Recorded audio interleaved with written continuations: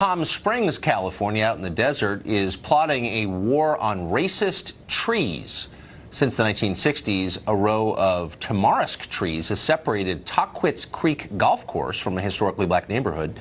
Now, locals say the trees were planted with racist intent, and the city plans to clear-cut them as a result, as punishment.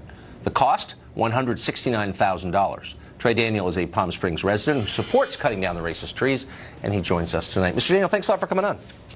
I want to put up on the screen, at first I thought, wow, this is a crazy story, but then I thought, we've learned a lot about what's racist in 2017. Here are some of the things we've learned this year are racist, okay? Ice cream trucks, car insurance, The Little Mermaid, Dr. Seuss, milk, math, science, the Bible, grammar, the iPhone X, emojis, jingle bells, babies, solar eclipse, the anti-racist book To Kill a Mockingbird is racist, and of course Apu from The Simpsons. Now trees in Palm Springs are racist. Can you tell us how you reach this conclusion? What racist sentiments have they expressed to you?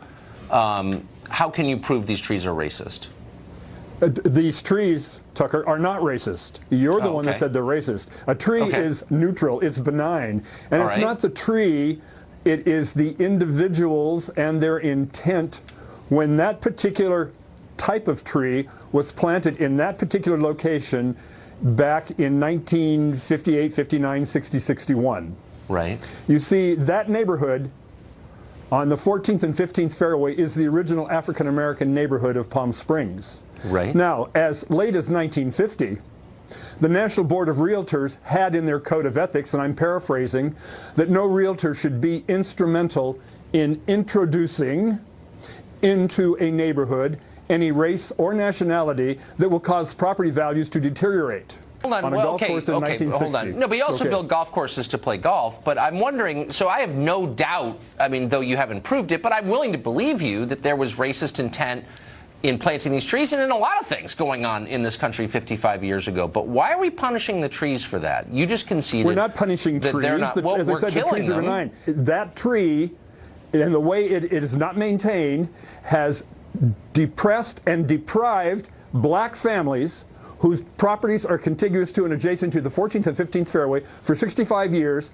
from enjoying, and their property taxpayers, from enjoying the same economic benefits of being on a golf course, the same aesthetic benefits, and the same social benefits. Has it protected those houses from golf balls at all? I mean, there's always an upside to these things. People don't go out and say, we're doing this for a racist reason. They go out and say, we're going to give you landscaping. In fact, we're going to landscape you right out of existence. And oh, by the way, these trees are going to protect you from golf balls. And oh, by the way, well, but there's some truth in that, isn't there? The people who made these decisions are long dead in almost every case. And yet you're still hell-bent on killing these trees, who, by your own admission, committed no sin, did nothing wrong. Does that seem a little unfair? Shouldn't we punish the guilty and not the innocent? I really take exception to what you just said. This has nothing to do with the trees. It has to do with black families and their they're just getting killed in it, but it's nothing to do with them. They're just kind of in the way. You know, if you were a tree, you might feel a little differently, and maybe you meditate on that are you a tree? tonight. I'm not. What species of but tree at least are you? I'm big enough to think about their perspective in this.